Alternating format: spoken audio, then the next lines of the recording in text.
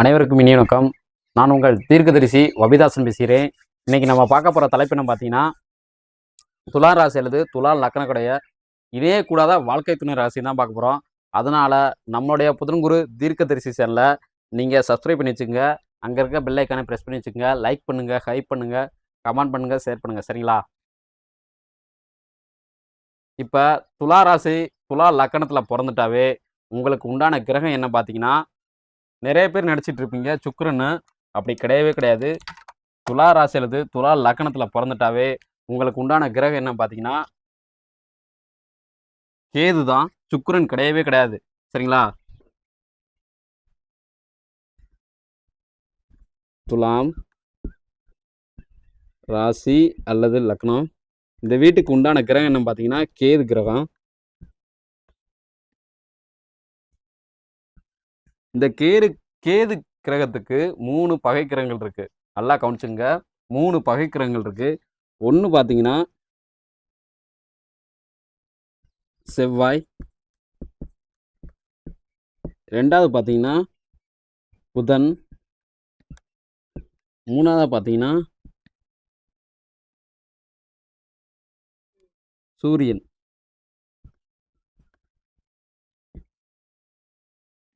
இந்த 3 கிரகங்களும் பகை கிரகங்கள். இந்த கேதுக்கு பகை கிரகம். இந்த 3 பேர் தசை நடக்கும்போதும் நல்லா கவனிச்சுங்க. துலா ராசி அல்லது துலா லக்கணத்தை பிறந்தா ஆண்களாக இருந்தால் சரி, பெண்களாக இருந்தால் சரி, இந்த 3 பேர் தசை நடக்கும்போதும் சரி, உங்களோட வாழ்க்கையில் அடி மேலே அடி விழுந்துடும். இந்த காலகட்டத்தில் அசிங்கம், அவமானம் எல்லாமே ஏற்படும்.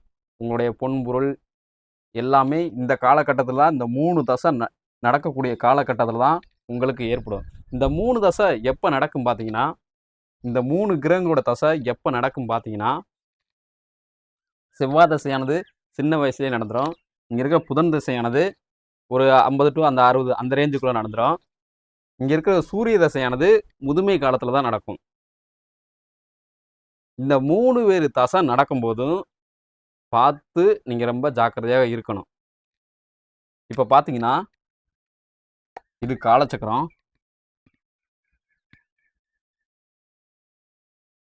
மொத்த கிரகங்கள் எண்ணிக்கையே 10 தாங்க.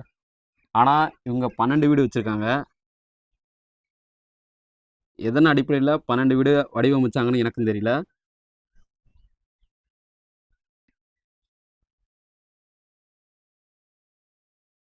இங்குள்ள உருட்டு ஜோதிடர் சொல்கிறத எதையுமே நம்பாதீங்க தயவு செஞ்சு. ஏன்னா மொத்த கிரகங்கள் எண்ணிக்கையே 10. 10 கிரகங்களுக்கும் 10 வீடு இருக்குது. ஆனால் 2 வீடு இங்கே எக்ஸ்ட்ராவே இருக்குது.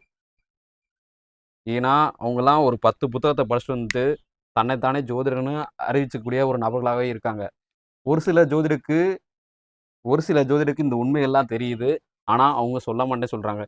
இதை வச்சு தன்னுடைய வருவாயை ஈட்டிக்கிட்டே இருக்காங்க. என்னை பார்த்து நீங்கள் கேட்டிங்கன்னா, நான் ஜோதிடர் கிடையாது. நானே ஒத்துக்கிறேன். நான் தீர்க்கதரிசி நபர். அதனால தான் எனக்கு தெரிஞ்ச உண்மையில இந்த வீடியோவில் நான் உங்களுக்கு சொல்லிக்கிட்டு இருக்கேன். இப்போ பார்த்தீங்கன்னா, இதில் கேதுவுடைய வீடு பார்த்தீங்கன்னா துலாம்.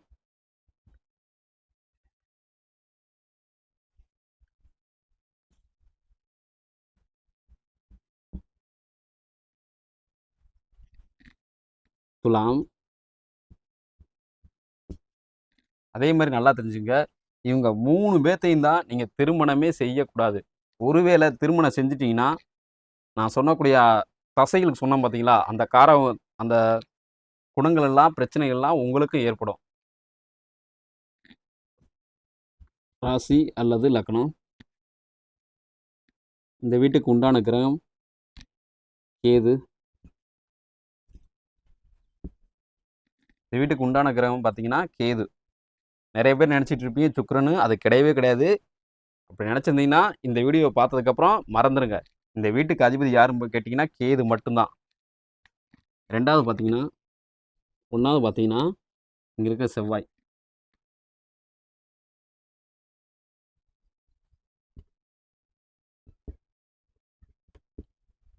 இப்போ செவ்வாய்க்கு வந்து நீங்கள் 2 வீடு இருக்குன்னு நினச்சிட்டு இருப்பீங்க. அப்படின்னா கிடையாது. இங்கே இருக்க 10 கிரகமுமே 10 வீடு மட்டும்தான் சொந்தம். இப்போ உண்மையான செவ்வாயோட வீடு மேலே இருக்க மேசமும் செவ்வாயோட வீடு தான் நீங்கள் நினச்சிட்டு இருப்பீங்க. கீழே இருக்கிற விருச்சகமும் நீங்கள் செவ்வாயோட வீடுன்னு தான் நினச்சிட்டு இருப்பீங்க. அப்படி கிடையவே கிடையாது. இங்கே இருக்க விருச்சகம் செவ்வாயோட வீடே கிடையாது. இங்கே இருக்கிற மேசம் மட்டும்தான் செவ்வாயோட வீடு. மேசம் ராசி அல்லது லக்னம்.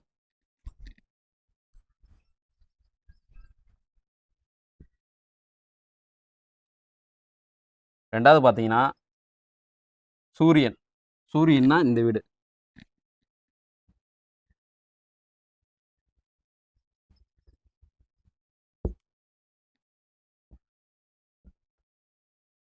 சிம்மம்,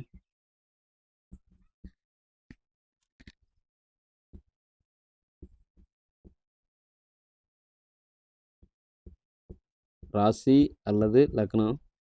மூணாவதா பார்த்தீங்கன்னா புதன். புதன்னா நீங்கள் இங்கே இருக்கிற வீடு, இங்கே இருக்கிற மிதுன வீடும் புதன் வீடு தான் சொல்லுவீங்க. இங்கே இருக்க கன்னி வீடும் புதனோட வீடு தான் சொல்லுவீங்க. நல்லா கவனிச்சுங்க. புதனுக்கு இன்னொரு பேர் இருக்கு. அதாவது பூமி சொல்லுவாங்க. அதாவது நம்ம இப்போ வாழ்கிறோம் பார்த்தீங்களா, நம்ம இருந்து இப்போ வாழ்கிறோம் பார்த்தீங்களா, நம்ம இருக்கக்கூடிய இந்த இடத்துக்கு பேர் தான் பூமி.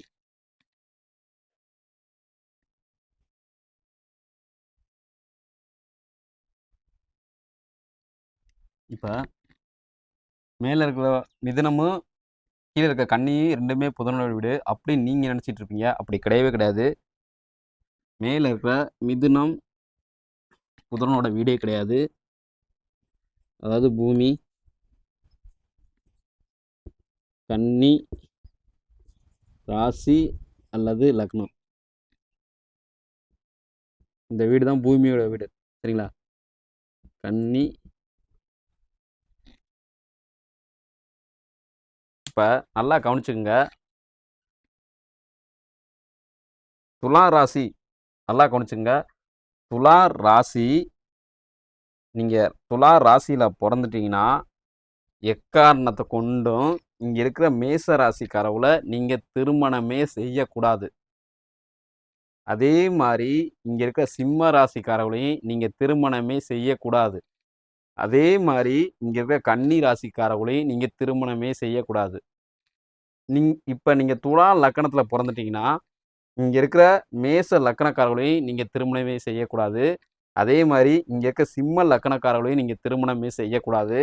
அதே மாதிரி இங்கே இருக்க கன்னி லக்கணக்காரர்களையும் நீங்கள் திருமணமே செய்யக்கூடாது.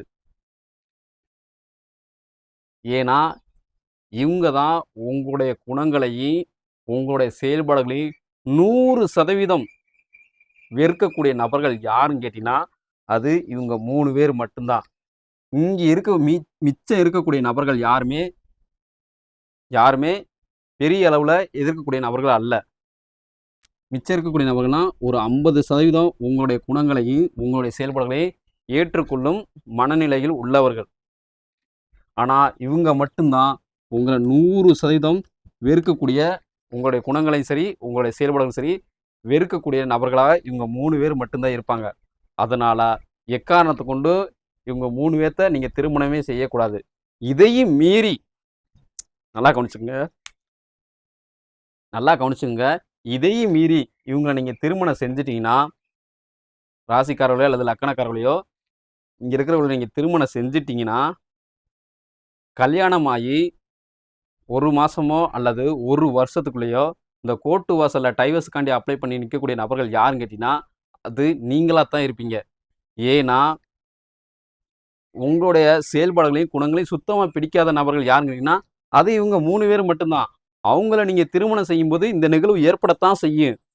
அதனால தான் சொல்கிறேன், எக்காரணத்தை கொண்டு இங்கே இருக்கிற 3 பேர்த்த நீங்கள் திருமணமே செய்யாதீங்க. சரிங்களா? ஏன்னா அவங்க தான் உங்களுக்கு பகைக்கிரகங்கள். நல்லா கவனிங்க. மேலே இருக்க செவ்வாய், 2வது புதன், 3வது பார்த்தீங்கன்னா சூரியன். இவங்க தான் இந்த கேதுக்கு பகைக்கிரகம். அப்போ நீங்கள் துலா ராசி துலா லக்கணத்தை பிறந்தவங்க, அப்போ நாங்கள் யாரை திருமணம் செஞ்சால் யாரை கல்யாணம் பண்ணால் எங்களோட இல்லற வாழ்க்கை 100% நல்லா இருக்குன்னு நீங்கள் கேட்டிங்கன்னா, நான் ஆல்ரெடி துலா ராசி அல்லது துலா லக்கணக்காரருடைய வாழ்க்கை துணை ராசின்னு சொல்லி வீடியோ அப்லோட் பண்ணி வச்சுருக்கேன். தயவு செஞ்சு அந்த வீடியோ போய் பாருங்கள். பார்த்தா உங்களுக்கே எல்லாம் தெரிய வரும். இப்போ அந்த 100% இவங்கன்னா 50% ஒத்து வருவாங்கன்னு சொல்லியிருந்தல்ல. இவங்கள நீங்க துலா ராசியிலேருந்து துலா லக்னத்தை பிறந்து இவங்கள நீங்க கல்யாணம் செய்ய ஆசை இருந்துச்சுன்னா, உங்களுக்குள்ள ஆசைகள் இருந்துச்சுன்னா கல்யாணம் பண்ணலாம். ஆனால் ஒரு குறிப்பிட்ட காலகட்டத்தில் மிகப்பெரிய பிரச்சனைகள் வரும். ஒரு குறிப்பிட்ட காலத்தில் இல்லை குறிப்பிட்ட வயசில் மிகப்பெரிய பிரச்சனைகள் வரும். அந்த காலகட்டத்தில் மன அமைதியுடைய இருக்கக்கூடிய நபராக நீங்கள் இருந்தால் மட்டும்தான் இங்கே இருக்கக்கூடிய நபர்களை நீங்கள் திருமணம் செஞ்சுக்கணும். இல்லட்டா திருமணம் செய்யவே கூடாது. இங்கே இருக்கிற நபர்களை நீங்கள் திருமணம் செஞ்சால் ராசிக்காரர்களோ அல்லது லக்னக்காரர்களோ திருமணம் செய்யும்போது நீங்கள் இவங்களுக்காண்டி கிட்டத்தட்ட உங்களுடைய எப்படி சொல்கிறது, உங்களுடைய மொத்த குணங்களையும் செயல்பாடுகளையும் இவங்களுக்காண்டி நீங்கள் விட்டு கொடுத்து போக வேண்டியதாக இருக்கும். அதாவது மொத்தமாகவே நீங்கள் இவங்களுக்காண்டி விட்டு கொடுத்து போக வேண்டியதாக இருக்கும் இங்கே இருக்கிற நபர்களை நீங்கள் திருமணம் செஞ்ச. ஏன்னா உங்களுடைய குணங்களையும் உங்களுடைய செயல்பாடுகளையும் கொஞ்சம் ஏற்கக்கூடிய நபர்கள் யாருன்னு கேட்டிங்கன்னா மிச்சம் இருக்கக்கூடிய நபர்கள். உங்களுடைய குணங்களையும் செயல்பாடுகளையும் பிடிக்கக்கூடிய நபர்கள் யாருன்னு கேட்டிங்கன்னா 100% பிடிக்கக்கூடிய நபர்கள் யாருன்னு கேட்டிங்கன்னா, நான் ஆல்ரெடி துலா ராசியிலது துலா லக்னக்காருடைய வாழ்க்கை துணை ராசின்னு சொல்லி வீடியோ அப்லோட் பண்ணி வச்சிட்டேன். அந்த வீடியோ போய் பார்த்தீங்கன்னா உங்களுக்கு முழுசாகவே தெரிய வரும். சரிங்களா? இப்போ நல்லா கவனிச்சுங்க. இப்போ இந்த 3 தசையும், அதாவது 3 கிரகங்களும் பகை கிரகங்கள். இவங்க 3 பேர் தசை நடக்கும்போது நீங்கள் ரொம்ப பார்த்து ஜாக்கிரதையாக இருக்கணும். அதாவது துலா லக்னத்தில் பிறந்தவங்க. ஏன்னா இவங்க தசை நடக்கும்போது தான் உங்களோட வாழ்க்கையில் பிரச்சனைக்கு மேலே பிரச்சனைகள் ஏற்பட்டுக்கிட்டே இருக்கும். ஒரு சிலருக்கு நல்லா கவனிங்க, ஒரு சிலருக்கு நீங்கள் துலா ராசியும் இருந்தும் நீங்கள் துலா லக்னமாகவும் இருந்து, சரிங்களா, நீங்கள் துலாம் மாதத்துலேயும் பிறந்து துலாம் வருஷத்துலேயும், அதாவது கேதுவோட வருஷத்துலேயும் பிறந்து நபர்களாக நீங்களாக இருந்தீங்கன்னா உங்களுக்கு இந்த தசை நடக்கக்கூடிய காலத்தில் ஆணாக இருந்தாலும் சரி பெண்ணாக இருந்தாலும் சரி உயிரிழப்பு கூட ஏற்படலாம். சரிங்களா? உயிரிழப்பு கூட ஏற்படலாம். அதனால் எக்காரணத்தை கொண்டும் துலா ராசியிலது துலா லக்னக்காரங்க இங்கே இருக்கிற 3 பேர்த்தையும் திருமணம் செய்யவே கூடாது. மேச ராசிக்காரர்களாக இருந்தாலும் சரி, சிம்ம ராசிக்காரர்களாக சரி, கன்னி ராசிக்காரர்களாக இருந்தாலும் சரி திருமணம் செய்யவே கூடாது. அதே மாதிரி இங்கே இருக்கிற மேச லக்கணக்காரர்களாக இருந்தாலும் சரி, இங்கே இருக்க சிம்ம லக்கணக்காரர்களாக இருந்தாலும் சரி, கன்னி லக்கணக்காரர்களாக இருந்தாலும் சரி, நீங்கள் திருமணமே செய்யக்கூடாது. அப்படி செஞ்சீங்கன்னா அது திருமணமாக இருக்காது, மறுமணத்துக்கு கண்டிப்பாக வழிவகுக்கும். ஸோ இது போல் பல அருமையான தகவலை நீங்கள் தெரிஞ்சுக்கணும்னு ஆசைப்பட்டீங்கன்னா நம்மளுடைய புதன்குரு தீர்க்கதரிசி சேனலை நீங்கள் சப்ஸ்கிரைப் பண்ணி வச்சுங்க. அங்கே இருக்கிற பெல் ஐக்கானை ப்ரெஸ் பண்ணி வச்சுங்க. பாய். மீண்டும் புதிய ஒரு தலைப்பில் சந்திப்போம்.